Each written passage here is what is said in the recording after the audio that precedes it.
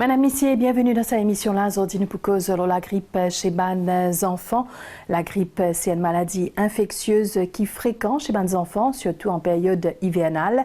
Il est donc important de reconnaître les symptômes bonnaires pour capable de bonnes soins et éviter les complications.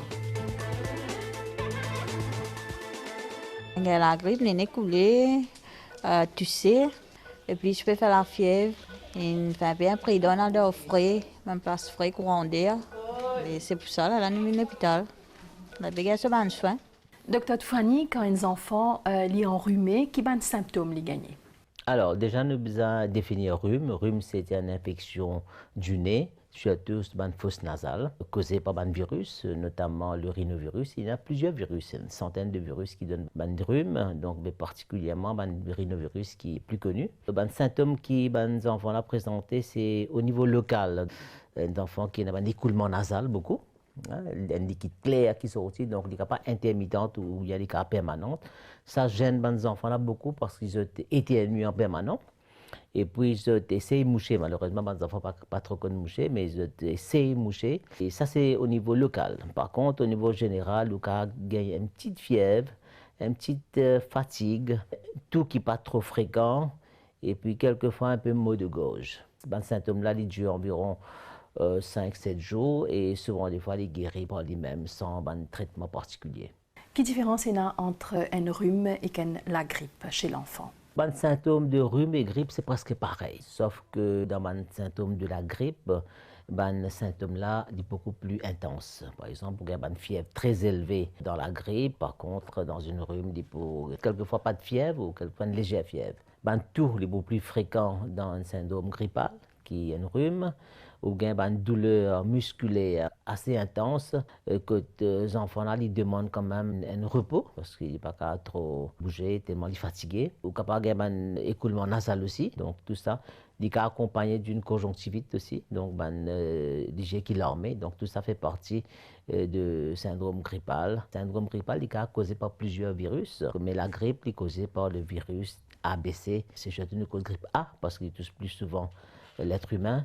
C'est là que nous trouvons deux sous-types de virus, notamment le fameux H1N1 et puis le H3N2. Donc, quand nous commençons à vacciner les enfants-là, les enfants et les adultes aussi. Quand les enfants commencent à gagner la grippe, donc qui va faire la case pour soulager? Vous avez distingué la grippe chez différentes tranches d'âge. Hein. Par exemple, les enfants moins d'1 an, ils n'ont pas trop gagné la fièvre. Hein. Donc, plutôt, ils ont des autres symptômes comme un petit toux léger, mais surtout certaines léthargiques. Donc, souvent, des fois, si une touche au bronche, ils ont des symptômes comme une bronchiolite, donc bronche serré. Donc, ça, c'est un symptôme grippal que chez un petit bébé nourrisson moins d'1 an. Sinon, une tranche d'âge entre 1 à 3 ans, ou bien surtout des symptômes digestifs. Hein? Donc, j'ai un vomissement, j'ai un diarrhée. Particularité, le syndrome grippal, c'est les enfants dans cette tranche d'âge-là. Justement, qui va faire pour soulager ces enfants-là quand ils commencent à gagner ces symptômes-là? Alors, tout dépend. Donc, un petit bébé, un nourrisson, surtout moins qu'il y a un an, donc nous avons besoin de la fièvre, si je veux gagner la fièvre, forcément. Donc, hydrate-vous bien. Donc, si je veux gagner un symptôme type bronchiolite, besoin de consulter le plus vite possible parce que le traitement-là, il est capable de soulager les enfants-là, sinon il est capable de grave. Il est conseillé d'être un pédiatre ou bien un médecin traitant pour que si il y a un signe clinique qui nécessite une hospitalisation. Surtout si les enfants refusent de boire, donc dans un état asthénie quand même assez important. Donc, vous pensez ça c'est très important, une consultation médicale.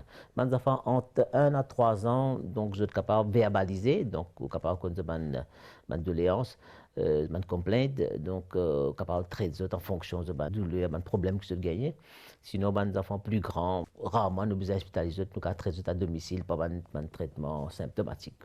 Et c'est à quel moment qu'ils amènent les enfants à la consulter? Quelquefois, nous avons des complications, surtout en ce qui concerne un simple rhume ou bien même la grippe, qui est compliquée par une infection de l'oreille interne. Par exemple, ça va une otite moyenne aiguë, quand on a un écoulement du nez.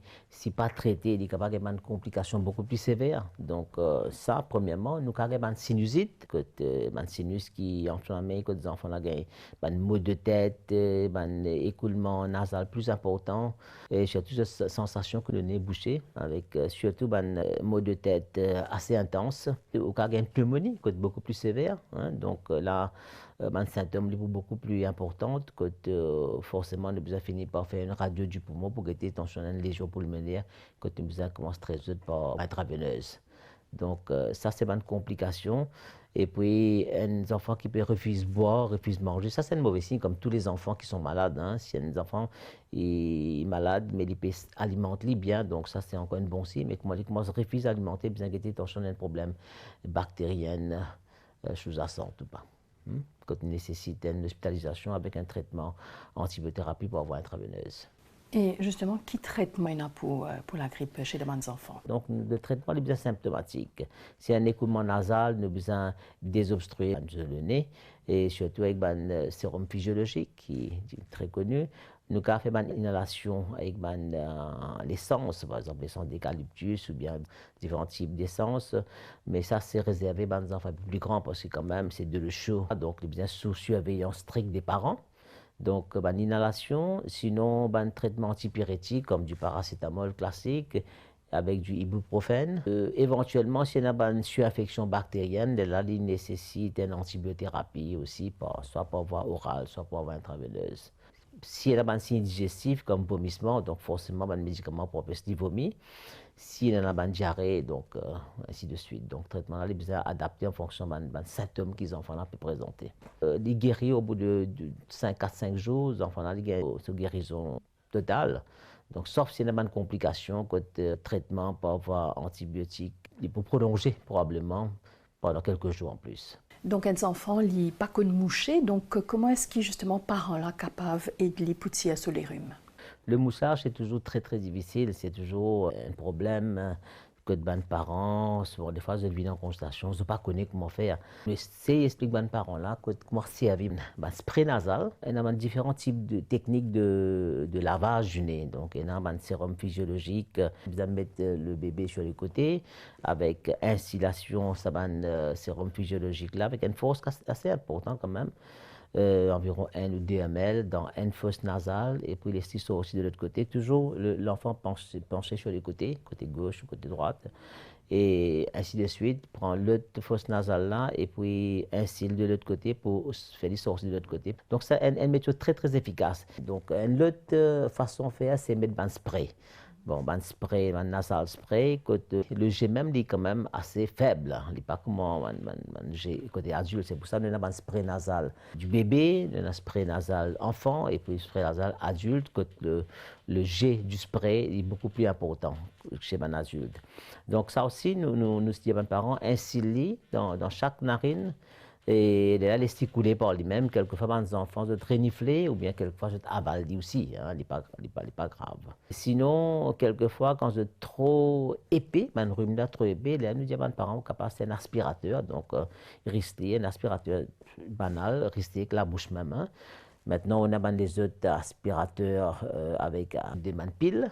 Les aspirent, ça a une goutte épaisse. Mais tout le temps, je chauffe ces enfants-là, pas laisser dans le fraîcheur, et quand ils jouent, conserver une masse. Et à cela, qui précautions capables prendre justement pour qu'ils les enfants-là pas gagner la grippe? Quand les enfants enrhumés ou bien présentent un syndrome grippal, nous avons besoin d'éloigner un petit peu par rapport à des autres enfants dans la maison. Ces jours-ci, nous essayons de masque de nous. Donc, mais à l'intérieur de la maison, dans la famille, les enfants pas servir de masque. Mais s'il y a des enfants qui sont malades, donc surtout si y a un petit bébé de bas âge, nous essayons mettre à l'écart de l'enfant qui est malade. Le virus il transmet par un éternuement, donc une micro-diffusion, une petite sécrétion qui est capable de transmettre à l'autre personne. Deuxièmement, s'il peut éternuer un objet, ça c'est une méthode indirecte. Quand si un autre enfant touche ça l'objet-là, il porte ça l'objet-là sur la bouche ou bien sur la main sur la bouche.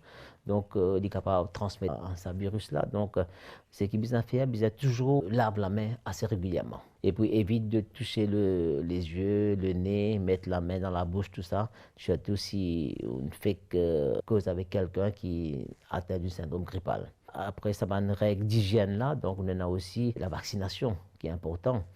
Donc, en ce qui concerne les enfants, l'OMS recommande surtout vaccination contre la grippe. C'est une cause de la grippe, grippe A, chez les enfants de 6 mois à 2 ans. Donc, il est fortement recommandé parce que les enfants sont plus vulnérables pour gagner une infection, quand ils sont capables d'aggraver éventuellement. Et puis, tous les enfants qui ont une maladie chronique, ces enfants-là à risque. Donc, nous conseillons de vacciner contre la grippe quand même. Voilà, une émission finie ici. Nous finissons sur la grippe chez les enfants et surtout ce qu'ils ont faire pour soulager. Merci pour l'attention et à très bientôt pour une autre émission.